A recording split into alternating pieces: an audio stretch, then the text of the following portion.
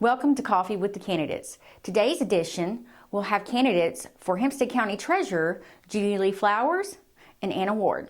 Hi, I'm April from SWART Today and welcome to this segment of Coffee with the Candidates. We are coming to you from the SWART Today studios in downtown Hope. This morning I have with me Judy Lee Flowers, the current Hempstead County Treasurer who is up for re-election. Thank you for being here with us this morning. Thank you. Could you help us, to get started, define for citizens what the treasurer does? I'm glad you asked that, April. Most people don't know. Mine is the least asked office of what we do. The treasurer is the chief disbursement officer of the county. Okay.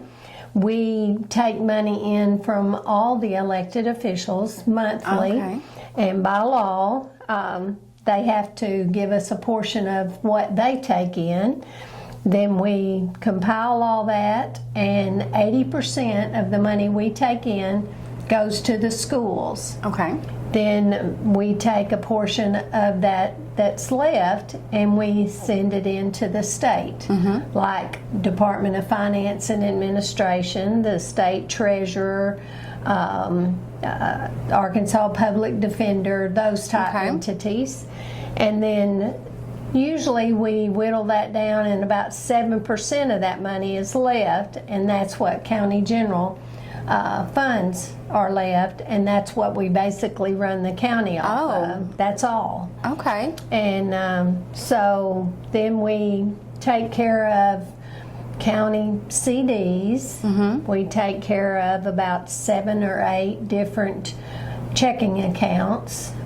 Those are a lot of special funds that are earmarked for certain things. We can't just spend those. Yeah. We have the county general fund, but we have like the American Rescue Funds that Biden set up, or Biden and Congress set up. And then we have our insurance account. We have school funds. We have CDs and that type thing. So it's a really big budget to keep up with. It is. Probably right now it's over 13 million. Oh my goodness, that's a lot of numbers to crunch. It's a lot of worry. Well, can you tell us a little bit about your background? My background is I've been in Hope all my life. I only left here for about a year of college. I went to Henderson, and I didn't graduate, but I came back home, and I've been here ever since. I graduated from Hope High School. I was a Bobcat, or Lady Cat was what we were called back then. I love Hope. People don't come back here when they graduate anymore, but back then a lot of us did.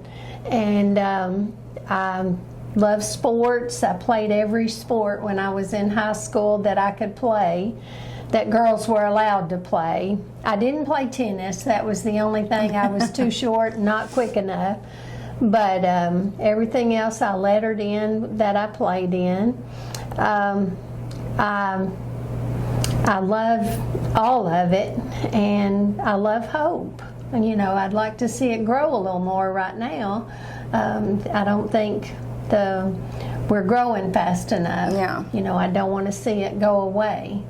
And the taxpayers put me where I'm at right now, and I thank them for that. I owe that to loyalty to the taxpayers to keep me here, and I'd love to have their vote to keep me there. Well, how long have you been treasurer now?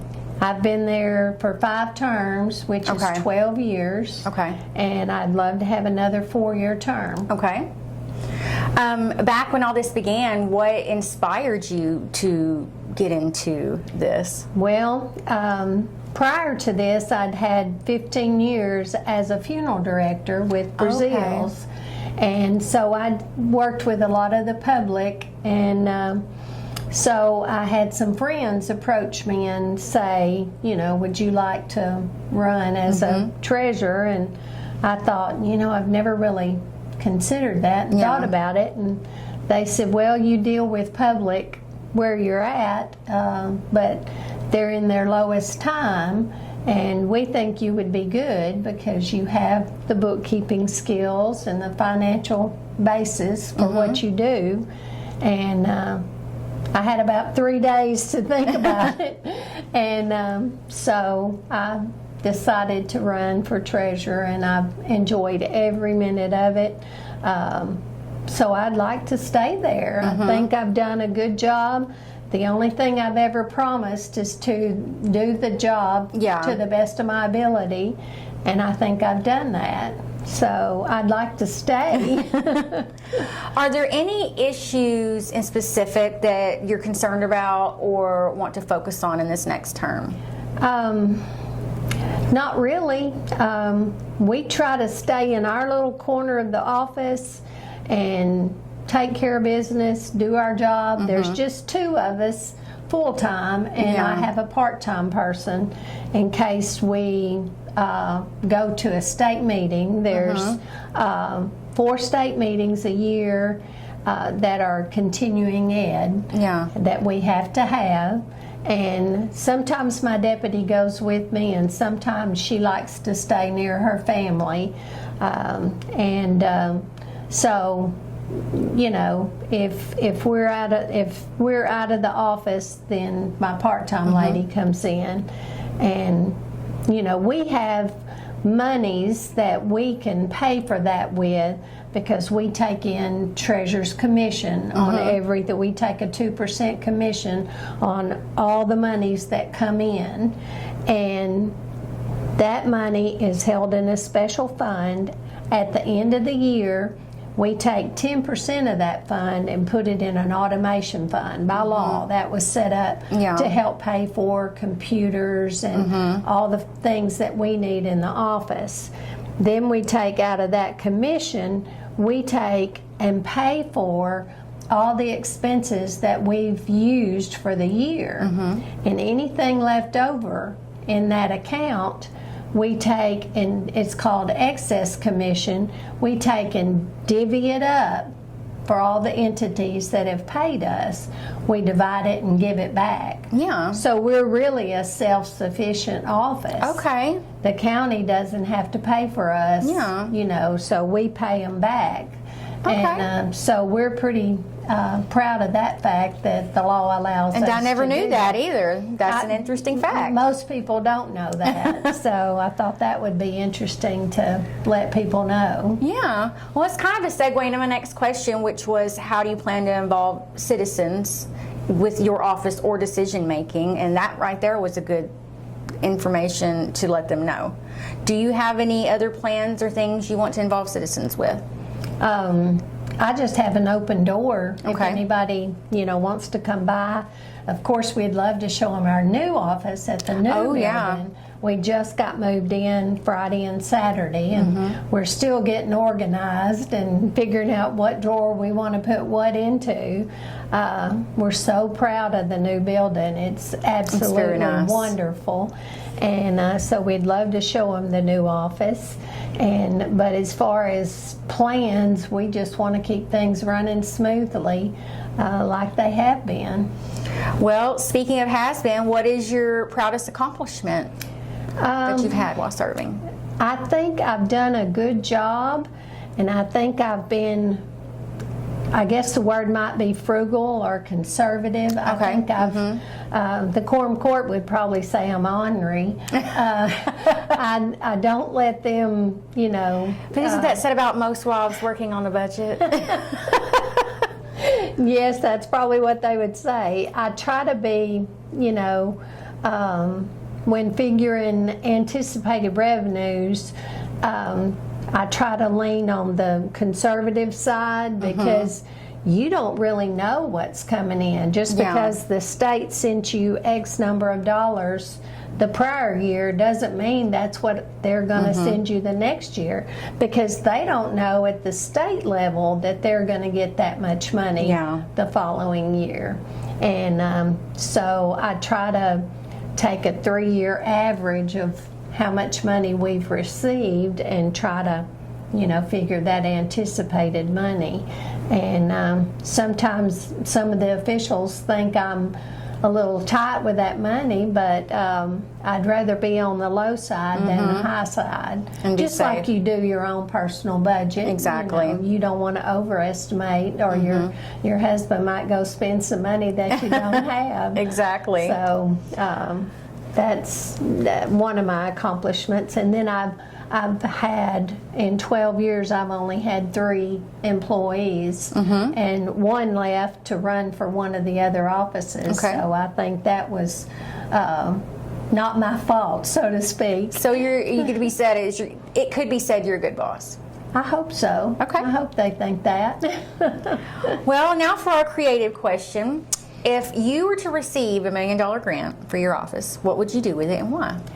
I thought about that question when I saw it on the list, and I thought, well, first off, I would read what the grant allowed, and what the term was on it. Sometimes we have 6 months to spend it, and sometimes we have 5 years to spend it.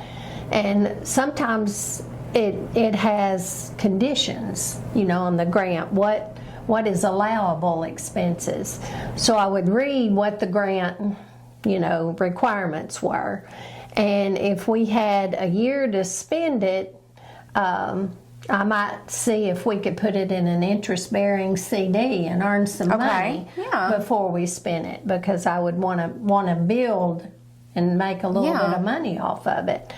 And if not, well, I would see, the quorum court would kind of tell me what I could do with the money, and they would have a say in it, unless it was just my treasurer's grant. It was given to the treasurer's office, which doesn't normally happen. No, it doesn't. That's why this is our fanciful question. Unless it was my dream, CD or dream grant. But, if it was a 5-year grant and it could be interest bearing, I would put it in an interest bearing CD for 4.5 years before we spend it, unless there was some big project that we could use it on. Make more money. And make more money, make it grow, Well, thank you for that. Is there anything else you want voters to know before the election? I want them to go vote and vote for Judy Lee Flowers for treasurer for sure. And come by the new office. We'll take you on a tour, and I'm still here, and I need your vote. I appreciate you very, very much, and hug your grandchildren. Let them know how much you love them, because you never know when something's going to happen and you're not going to get to see them again. Just let people know how you feel. Thank you so much for being here today, Judy.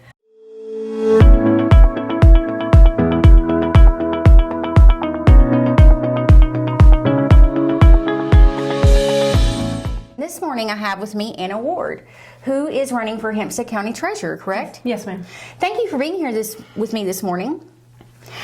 To get us started, can you let citizens know what is it that the treasurer does? The treasurer's office is responsible for disbursement of the funds through the county, as well as they collect like the taxes and the stuff like that from the tax collectors.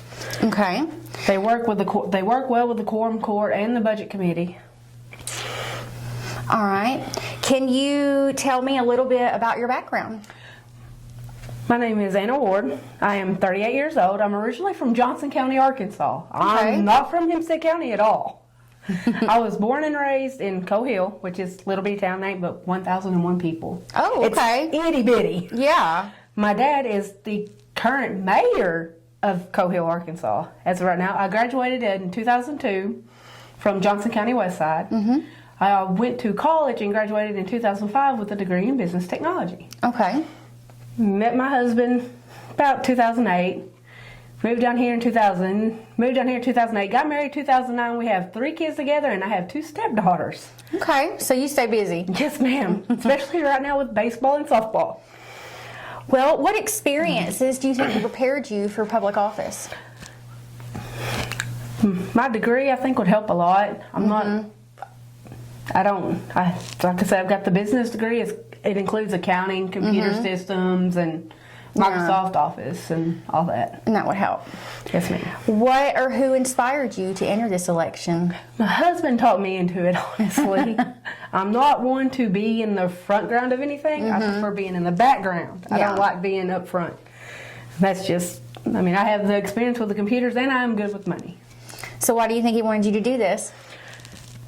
He wanted me to use my degree to make it better Help for me, because others. now we're working at Tyson Hatchery, and everybody at the hatchery looks at me and goes, "Why are you here? Don't you have a degree?" Yes, I do, but Yeah. there ain't nothing in Hope actually hiring for that degree. Yeah. I see. What issues are you most concerned about related to this office? At the moment, I'm not sure of any. I know my husband himself and some of citizens have came up to him and asked about why the taxes has went up. Yeah. And I'm not sure if that has something to do with the treasurer's office or Yeah. the other's office. I understand. How do you plan to involve citizens in the decision-making process for this office? I would like to invite them to the quorum court meetings, which would help out a lot. And then if they have any issues, they can bring that up in the meeting, and we can discuss it that way. Okay. How do you hope to improve administration of this particular office? I'm hoping that we can update the computer systems. 'Cause I don't know if they're outdated or what's going on with them. Because I know at the moment the new courthouse ain't got the computer systems in at the moment. So I'm hoping we can do that and then distribute the funds evenly through each division that needs to be. Okay. If you were to receive $1 million grant for this office, what would you do with it and why? With that, I would like to buy new equipment, possibly for the offices, help out, that, or donating the money to something like, I know the treasurer does a lot of the school funds and donate some of that for that to help out with like the band, because the band at the moment is having issues with their budget because they don't have enough to buy new instruments for. Okay. Thank you so much for being with us today, Anna. That'll be all for this segment of Coffee with the Candidates.